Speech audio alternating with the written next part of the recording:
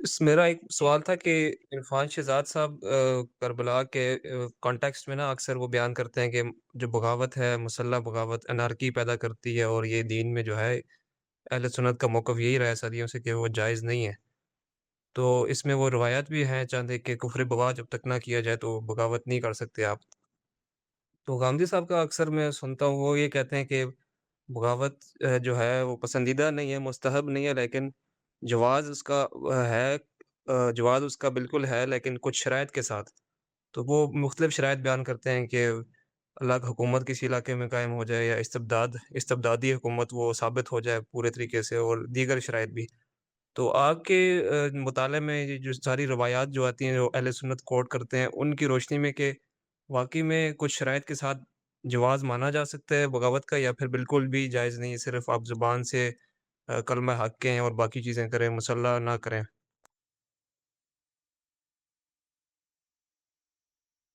یہ یہ اس موضوع پہ میں نے ذکر کیا ہے ابھی کہ تفہیم الآثار میں ہم نے تفصیل سے وہ سارا سینیریو کیا تھا اور آرگومنٹ کیا تھا، اور اس پر بات کی ہوئی ہے۔ اختصار کے ساتھ میں عرض کر دیتا ہوں۔ دیکھیں، نبی صلی اللہ علیہ وسلم نے آ، یہاں یہ بات کہی ہے نا کہ کفر بواح اگر کوئی نہیں کر رہا تو اس کے خلاف اقدام نہ کیا جائے، اور منع کیا ہے، اور یہ کہا ہے کہ اگر کوئی اٹھے تو اس کو قتل کر دو۔ وہ صورتحال بالکل الگ ہے۔ وہ یہ ہے کہ کسی آ، اقتدار کا معاملہ اور کس نے حکمرانی سنبھالنی ہے، یہ اتفاق سے اور کسی نزاع کے بغیر شورا کے اصول پر طے ہو گیا ہو، اور اس کے بعد کوئی آدمی بیچ میں سے اٹھ کر اختلاف کرنا چاہے، اپنی حکومت قائم، اس کے بارے میں آپ نے کہا کہ اس کو تو قتل کر دو جو بیچ میں انتشار ڈالنا چاہے، اگر ایک اصول کے مطابق اتفاق سے معاملہ طے کیا۔ اس طرح دوسرا معاملہ آپ نے یہ بتایا کہ حکمران جو مقرر ہوں وہ اگر بگاڑ کا شکار ہو یا بدعملی کرنے لگے، ناانصافی کرنے لگے، تو اس صورت میں بھی مسلمانوں کو چاہیے کہ ان کی اطاعت سے دستکش نہ ہو، جب تک وہ نماز پڑھتے رہیں، نماز کا اہتمام کرتے رہیں، چاہے لیٹ کرتے رہیں، اس میں کوتاہی کرتے رہیں، لیکن جو ایک علامت ہے ظاہری مسلم اس پر قائم رہیں، تو تب تک بھی ان کی زیادتی برداشت کی جائے اور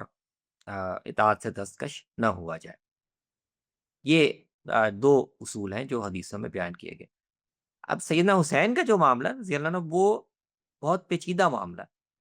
وہ کسی بھی واضح اور صریح حکم کے دائرے میں وہ نہیں آتا۔ اس کی وجہ یہ ہے کہ حضرت عثمان کے بعد آ، جو خلافت کا معاملہ ہے، اقتدار کا معاملہ، اس میں مسلمانوں کی جماعت میں ایک ایسا نزاع پیدا ہو گیا کہ اب ایک متفقہ خلیفہ یا ایک متفقہ حکمران جس پہ سارے مسلمانوں نے اتفاق رائے سے فیصلہ کیا ہو، وہ تو بن نہیں سکا۔ حضرت علی کا زیادہ استحقاق بنتا ہے حضرت علی معاویہ کے مقابلے میں، لیکن آپ دیکھیں صحابہ کے دور میں بھی، بعد میں بھی ان کے خلافت کے اس دور کو آ، درست مانتے ہوئے بھی، ان کو خلیفہ مانتے ہوئے بھی ایک متنازع دور مانا جاتا ہے، اس لیے کہ اس پر مسلمانوں کے اتفاق نہیں ہو سکا۔ تو جب اتفاق نہیں ہو سکا تو ظاہر ہے حضرت معاویہ کو پھر اجتہاداً ہی کہا جاتا ہے کہ ان سے غلطی ہوئی، لیکن ان کے پاس گنجائش تھی۔ اگر انہوں نے بیعت نہیں کی، اگر انہوں نے اپنی الگ حکومت بنا لی، قصاص کا مطالبہ کیا، تو نسبتاً ان کا موقف کمزور ہونے کے باوجود اس کی گنجائش بنتی ہے۔ تو آپ اسی اصول کو اگر سیدنا حسین کے اقدام پر اپلائی کریں تو وہاں پر بھی یہی گنجائش بنتی ہے۔ یعنی یزید کی جو آ، اس کی جانشینی کا فیصلہ ہے، وہ سیدنا حسن کے ساتھ یہ طے ہوا تھا، اور ویسے بھی شاید عام اصول کی روح سے یہ ہونا چاہیے تھا کہ وہ آ، مشاورت سے اور شورا سے اس طرح طے ہوتا کہ سارے جو اسٹیک ہولڈرز ہیں، جن میں بنو ہاشم بھی تھے، وہ ان کے اتفاق، ان کی تائید حاصل ہو۔ تو یزید کی بیعت کو یا اس کی جانشینی کو تو اس طرح سے سارے اسٹیک ہولڈرز کی تائید حاصل نہیں تھی، بنو ہاشم کی تو بالکل نہیں تھی، جبکہ وہ قریش کے نمایاں ترین لوگ ہیں، اور وہ اس معاملے میں ایک یعنی ان کا حصہ اور ان کا ایک کردار بھی بنتا تھا۔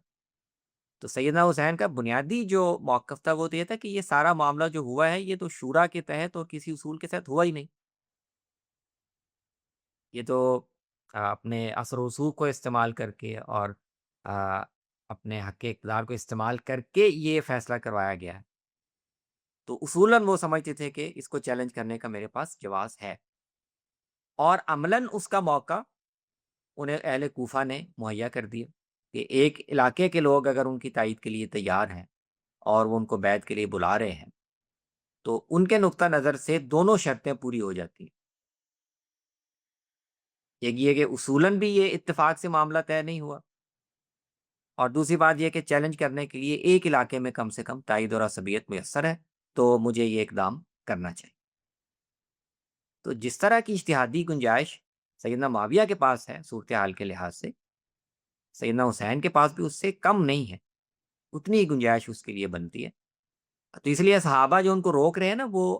بھی مصلحت کے اصول پہ روک رہے ہیں کہ آپ نہ کریں، کوفے کے لوگ ساتھ نہیں دیں گے، آپ کو خاندان کو مروا دیں گے، یا ایک دفعہ اگر اتفاق پیدا ہو گیا تو پھر دوبارہ مسلمان منتشر نہ ہو جائے۔